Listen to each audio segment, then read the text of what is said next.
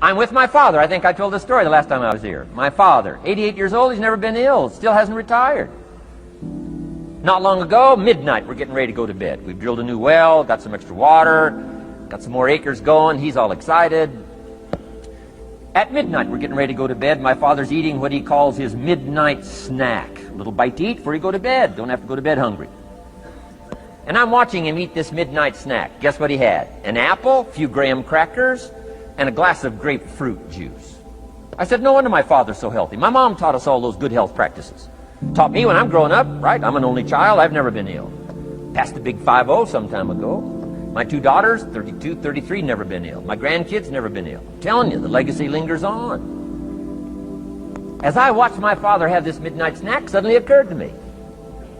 I know that's part of it. An apple, what? A day. That's gotten to Dallas-Fort Worth, right? An apple. An apple a day keeps the doctor away. Good question for this intelligent audience. What if that's true? You say, well, Mr. Rohn, if that's true, that would be easy to do. Then what's the problem? It's easy not to do. It's easy not to adopt it as your own personal philosophy. Or the guy messed up to say. Guy says a Hershey bar a day. Say, no. No. You've been watching too much television. It is not Hershey bar. You got to be smarter in philosophy than to fall for the Hershey bar a day when it's an apple a day. You got to be smarter than that. And if you make that kind of an error in judgment every day for 6 years, I'm telling you, it'll accumulate into disaster. Sometimes the first year you say, well, you know, I'm so healthy now, what difference is it going to make? You got to be smarter than that. Just because disaster doesn't fall on us at the end of the first day doesn't mean disaster isn't coming. You got to be so smart that you look down the road and say, will the errors in my present judgment of philosophy, what's that going to cost me in 1 year, 6 years, 1 month, 6 months? I'm telling you, the money cost and the health cost and the success cost is too gigantic if you'll look down the road a little ways and say, are there errors in my current judgment like an apple versus a Hershey bar? Is that just a good illustration of some of the rest of my errors in judgment? If it is, that's where I found myself at age 25. I started working when I was 19. I met my teacher who helped turn my life around when I was 25. That's 6 years. At the end of the first 6 years of my economic life, I've got pennies in my pocket. I've got nothing in the bank. The creditors are calling saying, hey, you told us the check was in the mail. I'm embarrassed. I'm behind on my promises. I live in America. I'm 25-year-old American male. I got a nice family, every reason to do well. And I'm messed up. Now, what's messed up? I used to think it was the community that was messed up, and the country was messed up, and the government was messed up. If those Democrats ever get in the White House, that'll really mess things up. If the Republicans stay in power, that'll really mess things up. The economy was messed up. Interest rates are messed up. I thought all this stuff was messed up. Then I found out that's not what was messed up.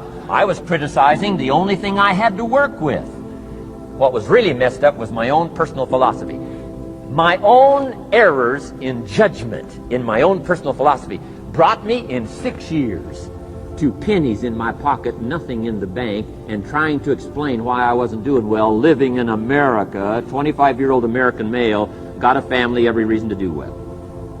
Now, once I understood this, here's the formula for failure: errors in judgment, being lax about developing your own personal philosophy. I'm telling you, it's called accumulated disaster. It doesn't matter whether it's your health or your bank account. Guy's got an empty bank account, probably has high cholesterol. Why? Over the last 6 years, he never paid attention to either one. And it doesn't matter whether it's a dollar, or whether it's your money, or whether it's your cholesterol count. All you got to do is commit the errors, and just because disaster doesn't fall on you at the end of the first day that you don't eat an apple.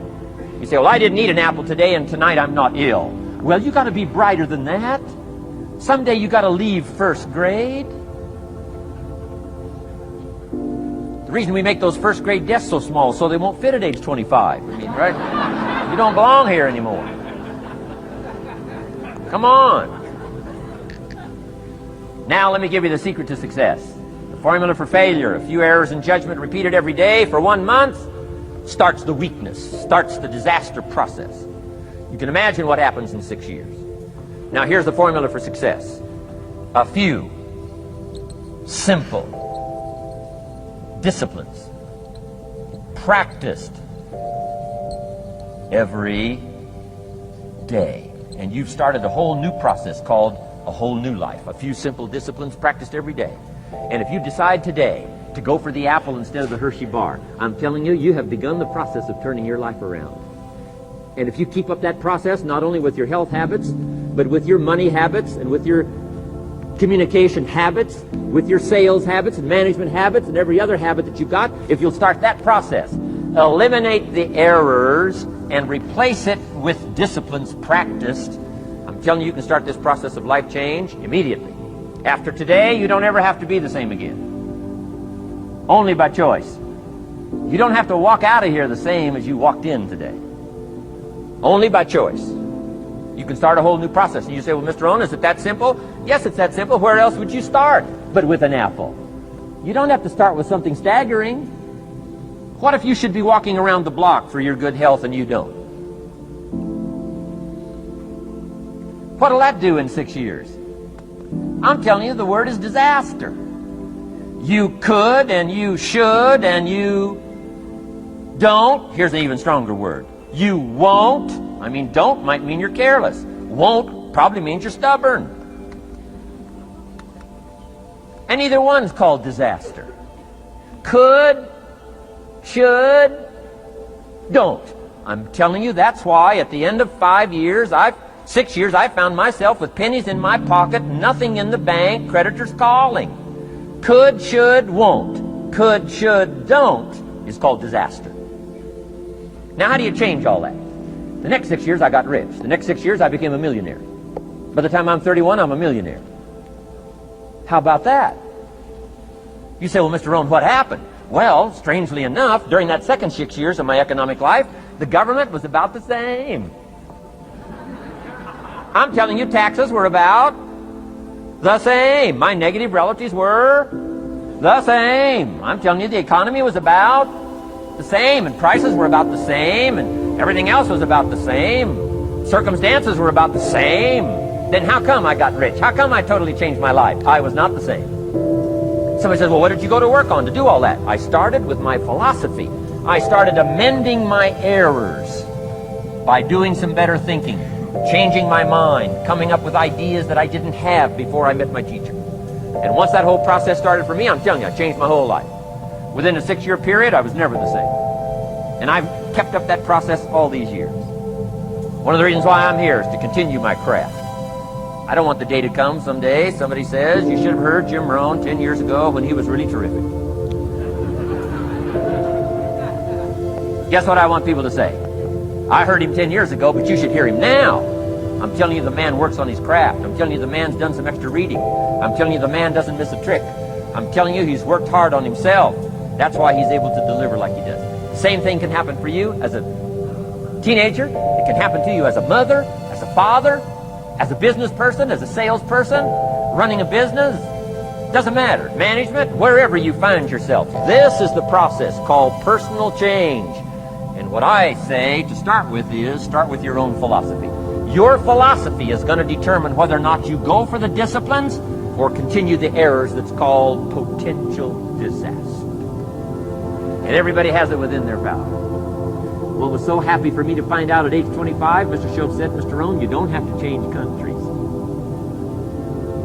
But you do have to change philosophy. And if you'll change philosophy, not country, you can turn around your income, you can turn around your bank account, you can turn around your skills, you can become capable, powerful, sophisticated, healthy, influential, all the other equities that you could possibly want out of your life, using the only stuff there is and not trying to change any of this stuff. Appreciate all of this stuff with all of its ups and downs, with all of its mystery of why it works and sometimes it doesn't work. Don't challenge this. You don't have to ask for another planet. You don't have to ask for another country. Just ask for another book. Ask for another seminar. Ask for another idea. And and you can start this whole process of personal life change. Now, I could spend the whole day on philosophy, because that's where it is. If I could get you intrigued with that enough to study it, enough to ponder it, to where you would pick up the commitment like I did and say, hey, as simple as an apple a day, as simple as a walk around the block, why not start right there? If you don't start there, where else are you going to start? Might as well start where it's easy, and then go to the more complicated disciplines. Because if you can't handle the simple disciplines, how can you handle the complicated?